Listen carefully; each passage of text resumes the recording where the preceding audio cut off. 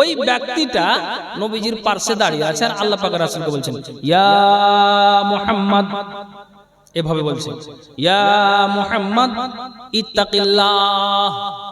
আল্লাহ পাক রাসূল আপনাকে যে গানিমাতের মালটা এনে দেওয়া হলো, আপনি হাতে নিয়েছেন কিংবা আপনার কাছে এখন জমা আছে, মালটাকে আপনি ভাগ করবেন, এটা ঠিক আছে, কিন্তু আপনাকে একটা আমি কথা বলি, আমার কথার দিকে আপনি সাড়া দিন। নবীজি কানটাকে খাড়া করলেন আর বলছে ওই জুল খুয়াইসির নামের ব্যক্তিটা নবীজিকে বলছেন ইয়া মুহাম্মদ ইত্তাকিল্লাহ, আপনি ভাগ করছেন করেন, বন্টন করছেন করেন, কিন্তু ভিতরে যেন আল্লাহর ভয়টা আপনার থাকে। এই ভিতরে আল্লাহর ভয় রেখে আপনি গানিমাত মালটাকে ভাগ করবেন। নবীজি ওই ব্যক্তিটাকে এটাই জবাব দিলেন, আরে পাগল, কালা মাইয়ুতিল্লাহ ইজা আসাইতুহু, আমি যদি আল্লাহর অবাধ্যতা করি তাহলে কে তার কথাকে মেনে দিবে? আমি যদি আল্লাহর কথার অস্বীকার করি তাহলে কে তার কথাকে মেনে দিবে? রে পাগল, কাজেই শোনো, আমি আল্লাহকে ভয় করি, তো তুমি আমাকে আবার থ্রেট দিয়ে বলছো যে ভাগ করছেন করেন, কিন্তু আল্লাহর যেন ভিতরে আপনার ভয়টা থাকে। আল্লাহ পাক রাসূল এটা বলেন, আমি যদি অবাধ্যতা করি তাহলে কে তার অনুসরণ করবে? আর তুমি আমাকে এইভাবে প্রেসার দিচ্ছ, তার মানে এতটুকুই কথা। আবার নবীজি ওই মালটাকে নিয়ে যখন ভাগ করবেন দ্বিতীয়বার, তখন আবার ওই জুল খুয়াইসির আবার তখন সে আল্লাহ পাক রাসূলকে বলছেন, নবীজি ঈদিল ইয়া রাসূলুল্লাহ, আল্লাহ পাক রাসূল আপনার ভিতরে যেন ইনসাফ থাকে, আপনি বেইনসাফি করে আপনি মালটাকে ভাগ আপনি করবেন না। ভালো করে শুনবেন, আমি আপনাকে কোনটা বুঝাতে চাইছি। মনে করুন তো মাদ্রাসার ছেলেরা কিংবা যারা মাছুয়া মাছওয়ালারা যখন আপনার বিলে যায়, বেড় জালে 10 জন 12 জন শরিক হলো, ওখান থেকে মাছগুলোকে নিয়ে আসলো, আর আমরা ওই 10টা ভাগ লাগাই। লাগাতে লাগাতে একজন ভাগ করে আর 3-4 জন আমরা দাঁড়িয়ে দেখি আর বলি যে এখানে একটা কম আছে দাও, ওখানে বেশি আছে ওখান থেকে তুলে নাও, ওখানে একটা ভাগ বেশি আছে ওখান থেকে এই ভাগটাতে দিয়ে দাও, আর নজর দিয়ে দেখি আর বলি সমানভাবে ভাগ করে দাও, যেন ভাগের ভিতরে বেইনসাফি না হয়। সবাই জাল টেনেছি, সবাই আমরা মেহনত করেছি, কাজেই যেন এ ভাগটা যেন কোনো রকমের যেন গড়বড় না হয়। তেমনি যেন জুল খুয়াইসির আল্লাহ পাকে রাসূলকে বলছেন, নবীজি গো আপনি এই মালটাকে ভাগ করবেন, এটা ঠিক আছে, কিন্তু ঈদিল ইয়া রাসূলুল্লাহ হে, আপনার ভিতরে যেন ইনসাফটা থাকে, আপনি বেইনসাফি করে আপনি মালের ভাগটা করতে যাবেন না। নবীজি এই কথাটা যখন শুনলেন, শোনার পরে বাস আল্লাহ পাক রাসূল চুপচাপ, আর আপনার 5-7 সেকেন্ডের মধ্যেই কিন্তু ব্যক্তিটা ওখান থেকে চলে গেল। আল্লাহ পাক রাসূল তখন তিনি যখন ওই জুল খুয়াইসির যখন চলে গেল, তখন ওই জায়গাতে উপস্থিত কে কে ছিলেন আমি আপনাকে নাম বলছি। হযরত আবু বকর, হযরত উমর, হযরত আলী, 3টা ব্যক্তি ওই জায়গাতে উপস্থিত ছিলেন। নবীজির 2টা শ্বশুর আর নবীজির একটা জামাই হযরত আলী, 3 জন ওই জায়গাতে উপস্থিত ছিলেন।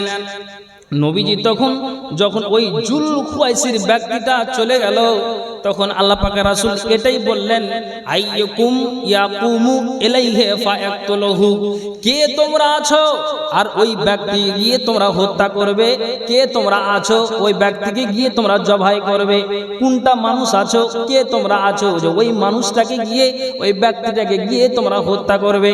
হযরতে আবু বকর তিনি দাঁড়ালেন, আর দাঁড়িয়ে তিনি বলছেন, আল্লাহ পাকের রাসূল গো আপনি আমাকে ইজাজত দিন, আপনি হুকুম দিন, আপনি অর্ডার দিন, আমি এই আপনার কি করব, আপনার কথা মতে আমি ওই ব্যক্তিটাকে গিয়ে আমি হত্যা করব।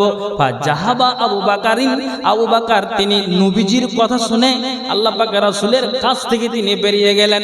কেন গেলেন? যে ওই ব্যক্তিটাকে হত্যা করার জন্য, নবীজির কথাটাকে শ্রবণ করার জন্য তিনি বেরিয়ে গেলেন। হযরত আবু বকর গেলেন, যেতে যেতে যেতে যেতে ওই লোকটাকে কোনো একটা জায়গাতে পাওয়া গেল। তো লোকটা যখন ওই লোকটার দিকে হযরত আবু বকর নজর দিলেন তো ফাওয়াজাদাহু ইউসাল্লা, লোকটা আল্লাহর ধ্যানে মগ্ন আছে, লোকটা আল্লাহর ধ্যানে রত আছে, লোকটা এক কথাই নামাজে আপনার জন্য নামাজে রত আছে। হযরত আবু বকর তিনি ওখান থেকে বেরিয়ে গিয়ে ওই লোকটাকে হত্যা করার জন্য যে গেলেন, তো ওই হযরত আবু বকর দেখছেন যে ফাওয়াজাদাহু ইউসাল্লা, লোকটা কিন্তু নামাজে আপনার রত আছে, নামাজে তার ধ্যান আছে। হযরত আবু বকর দাঁড়িয়ে আছে, কি করা যায় কি করা যায় কি করা যায়। অনেকক্ষণ চিন্তা ভাবনা করার পরে হাদিস কি বলছে, কালা ফাহাবা আইয়াকতুলাহু। আহা, হযরত আবু বকর তিনি হত্যা না করেই তিনি ফিরে গেলেন, হত্যা করলেন না। হত্যা করতে ভয় পেয়ে হযরতে আবু বকর তিনি ফিরে গেলেন, নবীজির দরবারে তিনি আসলেন। হযরতে আবু বকর নবীজিকে বললেন, এই অবস্থা, এই হালাতে তাকে পেলাম। নবীজি হযরতে আবু বকরের কোনো কথার জবাব না দিয়ে দ্বিতীয়বার নবীজি আবার এই শব্দটা উচ্চারণ করছেন, কালা আইয়ুকুম ইয়াকুমু ইলাইহি ফায়াকতুলুহু, কে তোমাদের ভিতরে আছে ওই লোকটাকে যাবে গিয়ে তোমরা হত্যা করে দিবে। হযরতে আবু বকর হযরতে উমর তিনি বসেছিলেন, দাঁড়িয়ে গেলেন। ফাকামা উমর দাঁড়িয়ে গেলেন আর বলছেন, নবীজি গো, আপনি আমাকে অর্ডার দিন, আমি যাব আর ওই গিয়ে আমি লোকটাকে আমি হত্যা করে আসব।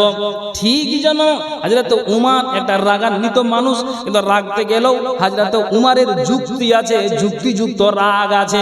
যতই একটা কড়া মিজাজের মানুষ হোক না কেন, কিন্তু উমরের রাগটা হলো কিন্তু যুক্তি সম্পন্ন রাগ। হযরতে উমর তিনি কিন্তু ওখান থেকে বেরিয়ে গেলেন, আর বেরিয়ে যাওয়ার পরে তিনিও চললেন লোকটাকে হত্যা করার জন্য। তো ঠিক যেন ওই জায়গাতে, যেই জায়গাতে আবু বকর গিয়েছিলেন, ওখানেও হযরত উমর পৌঁছিলেন। ফাওয়াজাদাহু ইউসাল্লা, ওই লোকটাকে দেখছে যে এখনো আল্লাহর ধ্যানে মগ্ন আছে, তার মানে নামাজে এখনো আপনার রত আছে, আল্লাহর ধ্যানেই লোকটা মগ্ন আছে। হযরত উমর চিন্তায় পড়ে গেল, আল্লাহু আকবার, দেখছি যে আল্লাহর ধ্যানে এই ব্যক্তিটা মগ্ন আছে, আর নবীজি এর কথাই বললো যে একে হত্যা করে দিতে হবে। তো এখন কি করা যায়, ভালো করে শুনবেন, আপনার কথা আমি ফালতু কথা শুনাই না। তখন ঠিক হযরত উমর রাদিয়াল্লাহু তাআলা আনহু কিছুক্ষণ দাঁড়িয়ে থাকার পরে হাদিস কি বলছে, ফাসানা মিসলামা সানা আবু বকরিন সুম্মা রাজা। তখন কি করলেন হযরতে উমর রাদিয়াল্লাহু তাআলা আনহু, তিনি কি করলেন, আবু বকরের মতোই করে তিনি ঘুরে গেলেন। তার মানে আবু বকর হত্যা না করেই যে তিনি ফিরেছেন, তেমনি হযরতে উমরও হত্যা না করেই তিনি ফিরে গেলেন।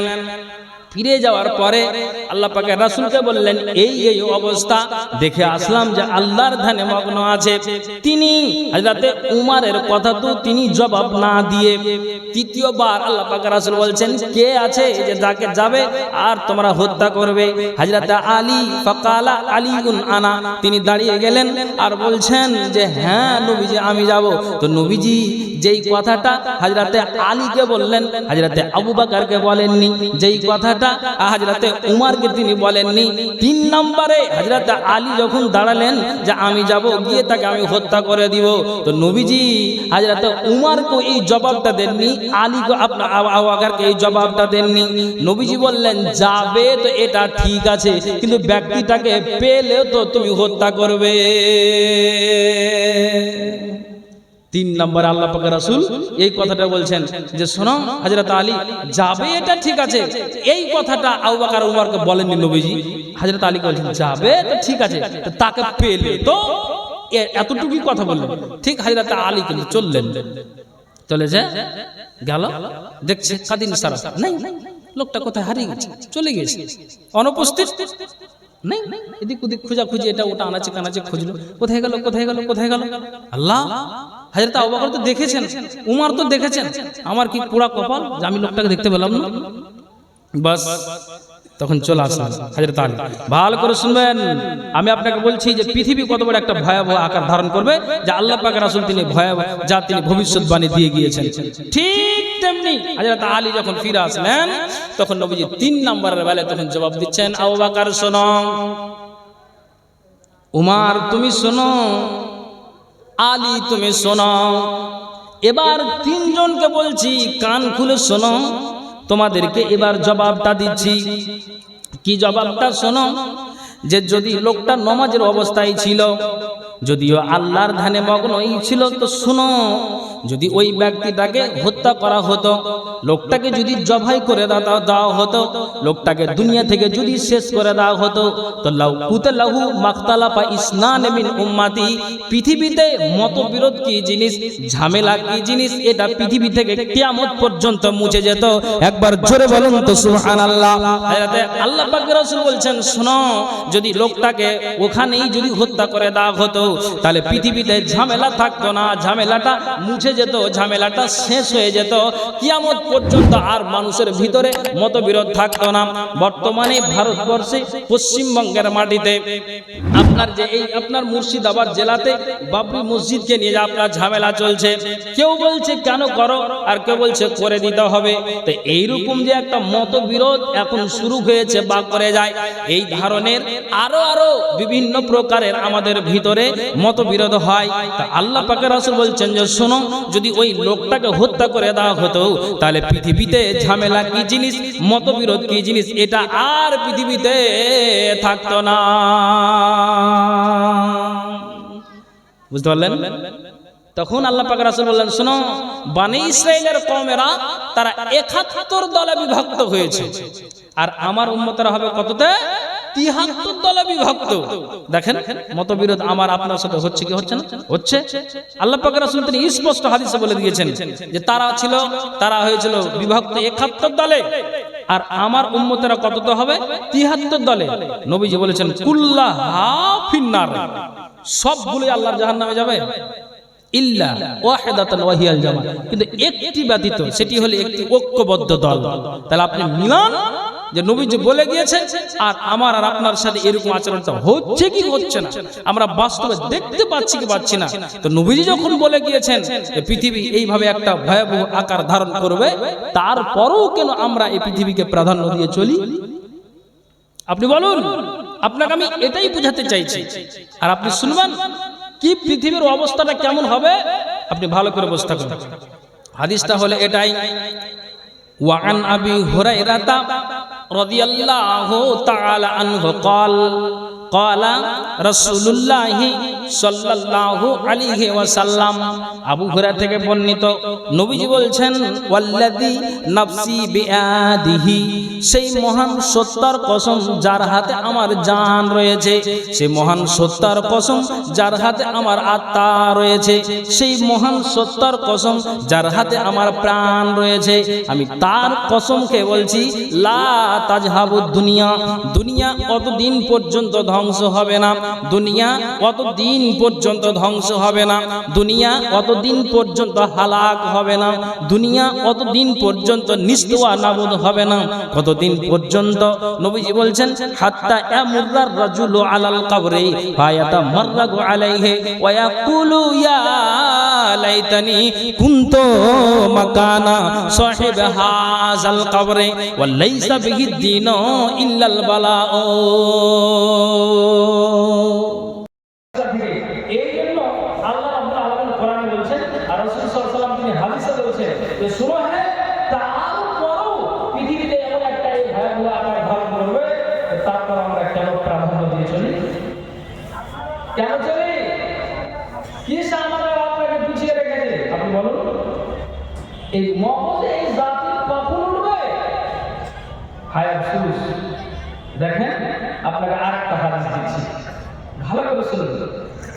নবী বলছেন, ইয়াতি ফি আখিরিজ জামানে কওমুন হুদাসাউল আসনানে ওয়া সুফাহাউল আহলামি ইয়াকুলুনা খায়রুল বারিয়া। দেখেন আল্লাহ পাক রাসূল বলছেন, সেই জামানায় নির্বোধ তরুণদের আবির্ভাব ঘটবে, তারা সমাজে মিষ্টি মিষ্টি কথা বলবে, তারা সমাজে জাদুমাখা কথা বলবে, তারা সমাজে এত ভালো ভালো উত্তম কথা বলবে। আপনি বলবেন এটা কোন মানুষ যে এত উত্তম কথা বলে? তাদের কথাতে নিজের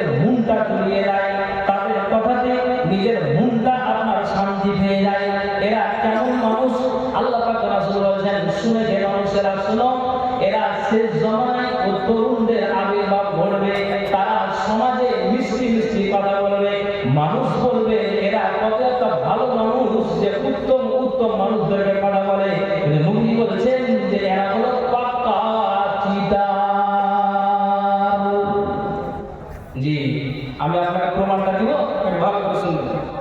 আপনার এই সুমাকুলে এই ঘটনা ঘটেছে কিনা আমি বলতে পারবো না, কিন্তু আমি আমার গ্রাম আরো আনাচে জানাচে মালদা যে এখানে ওখানে যার সাথে যাওয়া যাচ্ছে, এদিক ওদিকে যে ঘোরাফেরা করা যাচ্ছে, তো কয়েকটা জাল সাথে আমাদের মালদা জেলার একজন বক্তা এখন বয়স্ক হয়ে যাওয়ার কারণে বেচারা চলতে পারছেন না, মাঝখানে অসুখ হয়ে যাওয়ার কারণ মৌলানা আব্দুল ওয়াহাব ইসলাহি, তিনি আদায়কারী হিসাবে একটা বক্তা পরিচিত, চিনতে পারলেন না? তো উনাকে একটা টাইটেল দেয়, মানুষ জানে, ব্যারাকাটে ইস্তাহারে লিখে দেয়, এটা ব্যাপক মাপ করবে, মানে বাচ্চু একটু লিখে দেয়, আব্দুল ওয়াহাব ইসলাহি বাচ্চু সাহেব, শুনুন আপনারা। তো উনাকে একদিন ফোন করছে, আমি নিজে তাও হরিশ্চন্দ্র মিশ্র করে একটা প্রোগ্রামে গিয়েছি, যে একদিন ফোন করছে যে মৌলানা সৌদি আরব থেকে একটা 3,70,000 টাকার একটা টাকা আছে, মাদ্রাসাতে আমরা দেবো, এই টাকাটাকে দেওয়ার জন্য আপনারা যে নেবেন তার জন্য আপনাদেরকে মাদ্রাসার পক্ষ থেকে 30,000 টাকা আমার অ্যাকাউন্টে দিতে হবে, অ্যাকাউন্ট নাম্বারটা দিচ্ছি, আপনি ঢুকিয়ে দেবেন। তা আমি 3,70,000 টাকা পাবো, 30,000 টাকা দিতে গেলে আমার গায়ে ব্যথা হবে, ঝামেলা করবো না, ব্যথা হবে না, চলে যাক আমার এখান থেকে 30,000 টাকা।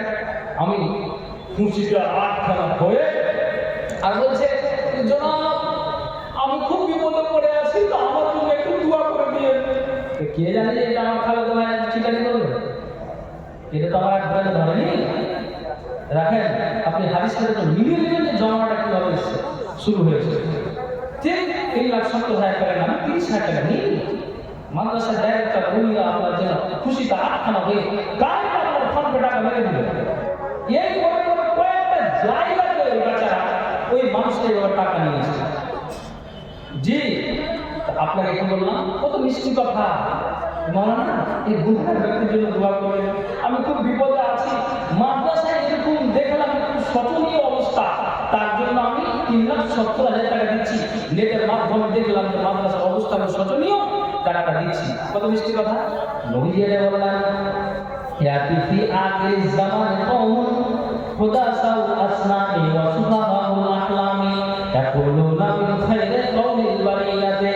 নবী বলছেন যে ওই শেষ জামানে ওই তরুণদের, অল্প বয়সী মানুষদের আবির্ভাব ঘটবে, তারা সমাজে মিষ্টি মিষ্টি কথা বলবে।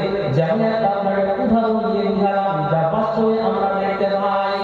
আল্লাহ পাকের রাসূল বলছেন যে ওরা কেমন হবে জানো, তারা ইসলাম থেকে অনুরূপ দ্রুত গতিতে বেরিয়ে যাবে, যেমন তীর শিকার বের করে বেরিয়ে যায়। নবী জবাব দিয়েছেন, শোনো, আইনা মা লাকিতুহুম আইনা মা লাকিতুহুম আইনা মা লাকিতুহুম। তোমরা ওই মানুষদেরকে, ওই মুসলিম মানুষদেরকে, যারা তোমরা ওই মানুষদের কথা শুনে তোমাদের মনটা জুড়িয়ে গিয়েছে, তোমরা শান্তি পেয়ে গিয়েছো, ওই মানুষদেরকে তোমরা যেখানেই পাবে, ওই তরুণদেরকে তোমরা যেখানেই পাবে, ফাকতুলহুম, তাদেরকে তোমরা হত্যা করবে। কেননা নবীজি বলছেন, ফাইন্না আজলুল লিমান কাতালাহুম ইয়াউমাল কিয়ামাহ। আল্লাহ পাক রাসূল বলছেন যে ওই ব্যক্তিদেরকে যারা হত্যা করবে, কিয়ামতের দিন আল্লাহর নিকটে অশেষ নেকি রয়েছে, অশেষ নেকি রয়েছে।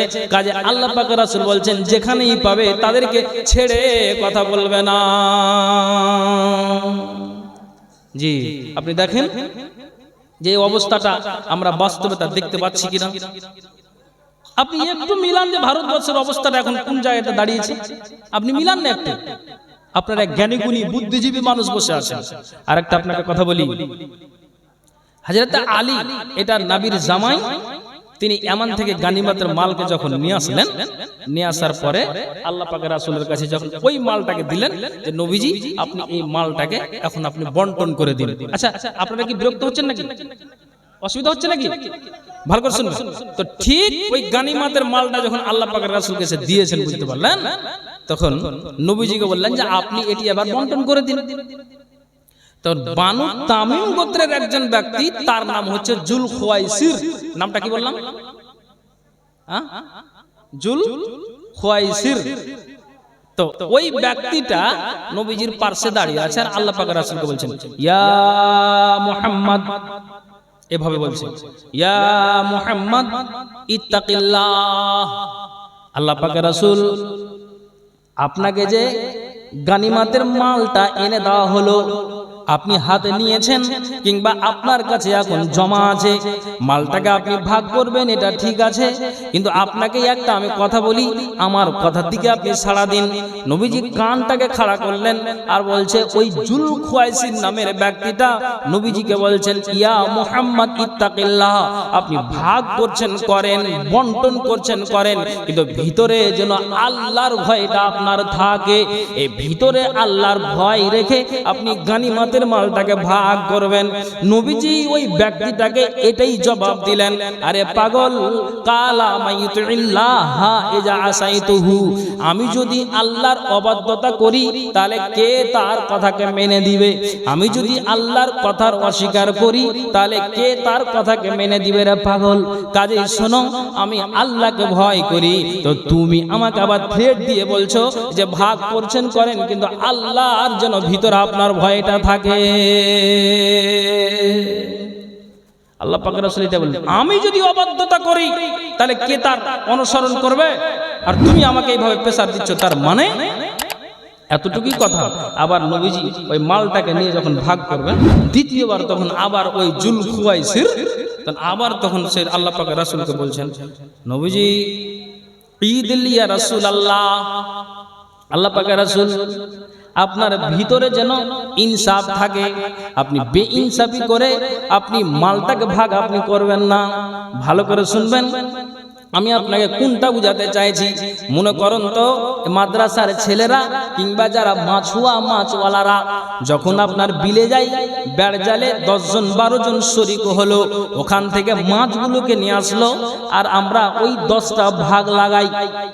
লাগাতে লাগাতে একজন ভাগ করে আর 3-4 জন আমরা দাঁড়িয়ে দেখি আর বলি যে এখানে একটা কম আছে দাও, ওখানে বেশি আছে ওখান থেকে তুলে নাও, ওখানে একটা ভাগ বেশি আছে ওখান থেকে এই ভাগটাতে দিয়ে দাও, আর নজর দিয়ে দেখি আর বলি সমানভাবে ভাগ করে দাও, যেন ভাগের ভিতরে বেইনসাফি না হয়। সবাই জাল টেনেছি, সবাই আমরা মেহনত করেছি, কাজেই যেন এ ভাগটা যেন কোনো রকমের যেন গড়বড় না হয়। তেমনি যেন জুল খুয়াইসির আল্লাহ পাকে রাসূলকে বলছেন নবীজি গো, আপনি এই মালটাকে ভাগ করবেন, এটা ঠিক আছে, কিন্তু ঈদিল ইয়া রাসূলুল্লাহ হে, আপনার ভিতরে যেন ইনসাফটা থাকে, আপনি বেইনসাফি করে আপনি মালের ভাগটা করতে যাবেন না। নবীজি এই কথাটা যখন শুনলেন, শোনার পরে বাস আল্লাহ পাক রাসূল চুপচাপ, আর আপনার 5-7 সেকেন্ডের মধ্যেই কিন্তু ব্যক্তি তখন চলে গেল। আল্লাহ পাক রাসূল তখন তিনি যখন ওই জুল খুয়াইসির যখন চলে গেল, তখন ওই জায়গাতে উপস্থিত কে কে ছিলেন আমি আপনাকে নাম বলছি। হযরত আবু বকর, হযরত উমর, হযরত আলী, 3টা ব্যক্তি ওই জায়গাতে উপস্থিত ছিলেন। নবীজির 2টা শ্বশুর আর নবীজির একটা জামাই হযরত আলী, 3 জন ওই জায়গাতে উপস্থিত ছিলেন। নবীজি তখন যখন ওই জুল খুয়াইসির ব্যক্তিটা চলে গেল, তখন আল্লাহ পাক রাসূল এটাই বললেন, আইয়ুকুম ইয়াকুমু ইলাইহি ফায়াকতুলহু, কে তোমরা আছো আর ওই ব্যক্তি গিয়ে তোমরা হত্যা করবে? কে তোমরা আছো ওই ব্যক্তিকে গিয়ে তোমরা জবাই করবে? কোনটা মানুষ আছো? কে তোমরা আছো যে ওই মানুষটাকে গিয়ে ওই ব্যক্তিটাকে গিয়ে তোমরা হত্যা করবে? হযরতে আবু বকর তিনি দাঁড়ালেন, আর দাঁড়িয়ে তিনি বলছেন আল্লাহ পাকের রাসূল গো, আপনি আমাকে ইজাজত দিন, আপনি হুকুম দিন, আপনি অর্ডার দিন, আমি এই আপনার কি করব, আপনার কথা মতে আমি ওই ব্যক্তিটাকে গিয়ে আমি হত্যা করব। ফাজাহাবা আবু বকরিন, আবু বকর তিনি নবীজির কথা শুনে আল্লাহ পাকের রাসূলের কাছ থেকে তিনি বেরিয়ে গেলেন। কেন গেলেন? যে ওই ব্যক্তিটাকে হত্যা করার জন্য, নবীজির কথাটাকে শ্রবণ করার জন্য তিনি বেরিয়ে গেলেন। হযরত আবু বকর গেলেন, যেতে যেতে যেতে যেতে ওই লোকটাকে কোনো একটা জায়গাতে পাওয়া গেল। তো লোকটা যখন ওই লোকটার দিকে হযরত আবু বকর নজর দিলেন তো ফাওয়াজাদাহু ইউসাল্লা, লোকটা আল্লাহর ধ্যানে মগ্ন আছে, লোকটা আল্লাহর ধ্যানে রত আছে, লোকটা এক কথাই নামাজে আপনার জন্য নামাজে রত আছে। হযরত আবু বকর তিনি ওখান থেকে বেরিয়ে গিয়ে ওই লোকটাকে হত্যা করার জন্য যে গেলেন, তো ওই হযরত আবু বকর দেখছেন যে ফাওয়াজাদাহু ইউসাল্লা, লোকটা কিন্তু নামাজে আপনার রত আছে, নামাজে তার ধ্যান আছে। হযরত আবু বকর দাঁড়িয়ে আছে, কি করা যায় কি করা যায় কি করা যায়। অনেকক্ষণ চিন্তা ভাবনা করার পরে হাদিস কি বলছে, কালা ফাহাবা আইয়াকতুলাহু। আহা, হযরত আবু বকর তিনি হত্যা না করেই তিনি ফিরে গেলেন, হত্যা করলেন না। হত্যা করতে ভয় পেয়ে হযরতে আবু বকর তিনি ফিরে গেলেন, নবীজির দরবারে তিনি আসলেন। হযরতে আবু বকর নবীজিকে বললেন, এই অবস্থা, এই হালাতে তাকে পেলাম। নবীজি হযরতে আবু বকরের কোনো কথার জবাব না দিয়ে দ্বিতীয়বার নবীজি আবার এই শব্দটা উচ্চারণ করছেন, কালা আইয়ুকুম ইয়াকুমু ইলাইহি ফায়াকতুলুহু, কে তোমাদের ভিতরে আছে ওই লোকটাকে যাবে গিয়ে তোমরা হত্যা করে দিবে। হযরতে আবু বকর হযরতে উমর তিনি বসেছিলেন, দাঁড়িয়ে গেলেন। ফাকামা উমর দাঁড়িয়ে গেলেন আর বলছেন, নবীজি গো, আপনি আমাকে অর্ডার দিন, আমি যাব আর ওই গিয়ে আমি লোকটাকে আমি হত্যা করে আসব। ঠিক যেন হযরতে উমর একটা রাগান্বিত মানুষ, কিন্তু রাগতে গেলেও হযরতে উমরের যুক্তি আছে, যুক্তিযুক্ত রাগ আছে। যতই একটা কড়া মিজাজের মানুষ হোক না কেন, কিন্তু উমরের রাগটা হলো কিন্তু যুক্তি সম্পন্ন রাগ। হযরতে উমর তিনি কিন্তু ওখান থেকে বেরিয়ে গেলেন, আর বেরিয়ে যাওয়ার পরে তিনিও চললেন লোকটাকে হত্যা করার জন্য। তো ঠিক যেন ওই জায়গাতে, যেই জায়গাতে আবু বকর গিয়েছিলেন, ওখানেও হযরত উমর পৌঁছিলেন। ফাওয়াজাদাহু ইউসাল্লা, ওই লোকটাকে দেখছে যে এখনো আল্লাহর ধ্যানে মগ্ন আছে, তার মানে নামাজে এখনো আপনার রত আছে, আল্লাহর ধ্যানেই লোকটা মগ্ন আছে। হযরত উমর চিন্তায় পড়ে গেল, আল্লাহু আকবার, দেখছি যে আল্লাহর ধ্যানে এই ব্যক্তিটা মগ্ন আছে, আর নবীজি এর কথাই বললো যে একে হত্যা করে দিতে হবে। তো এখন কি করা যায়, ভালো করে শুনবেন, আপনার কথা আমি ফালতু কথা শুনাই না। তখন ঠিক হযরত উমর রাদিয়াল্লাহু তাআলা আনহু কিছুক্ষণ দাঁড়িয়ে থাকার পরে হাদিস কি বলছে, ফাসানা মিসলামা সানা আবু বকরিন সুম্মা রাজা। তখন কি করলেন হযরতে উমর রাদিয়াল্লাহু তাআলা আনহু, তিনি কি করলেন, আবু বকরের মতোই করে তিনি ঘুরে গেলেন। তার মানে আবু বকর হত্যা না করেই যে তিনি ফিরেছেন, তেমনি হযরতে উমরও হত্যা না করেই তিনি ফিরে গেলেন। ফিরে যাওয়ার পরে আল্লাহ পাকের রাসূলকে বললেন, এই অবস্থা দেখে আসলাম যে আল্লাহর ধ্যানে মগ্ন আছে। তিনি হযরতে উমরের কথা তো তিনি জবাব না দিয়ে তৃতীয়বার আল্লাহ পাকের রাসূল বলছেন, কে আছে যে যাকে যাবে আর তোমরা হত্যা করবে।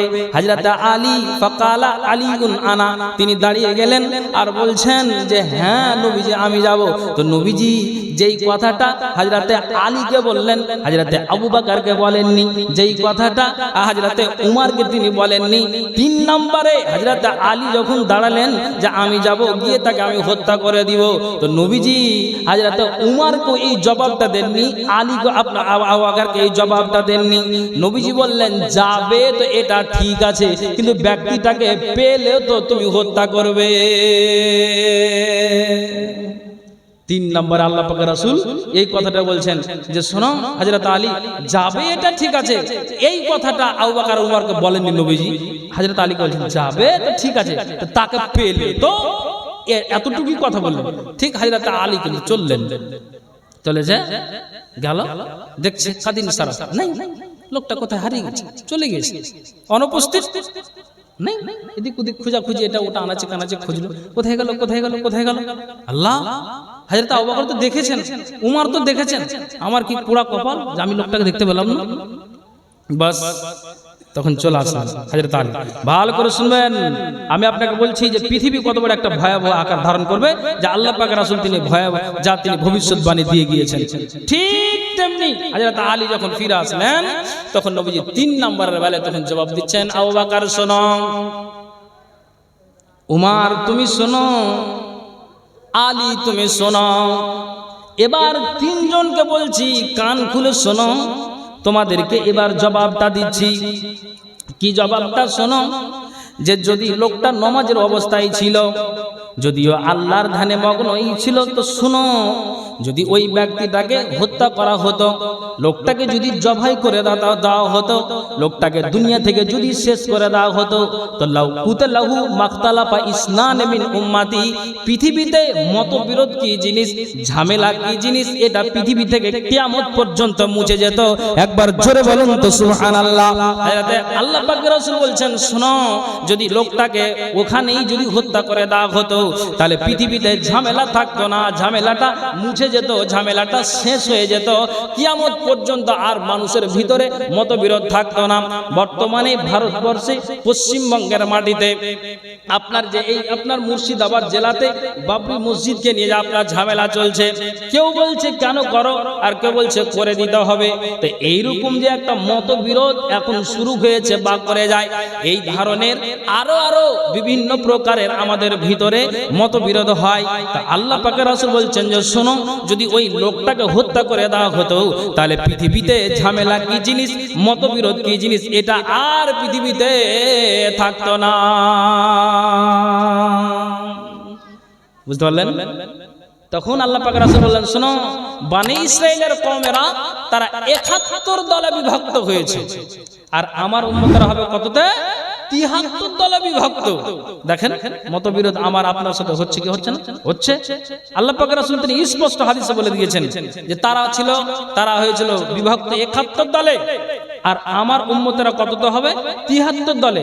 নবীজি বলেছেন কুল্লাহা ফিন্নার, সবগুলোই আল্লাহর জাহান্নামে যাবে, ইল্লা ওয়াহিদাতান ওয়াহিয়াল জামাত, কিন্তু একটি ব্যতীত, সেটি হলো একটি ঐক্যবদ্ধ দল। তাহলে আপনি মিলান যে নবীজি বলে গিয়েছেন আর আমার আর আপনার সাথে এরকম আচরণটা হচ্ছে কি হচ্ছে না, আমরা বাস্তবে দেখতে পাচ্ছি কি পাচ্ছি না।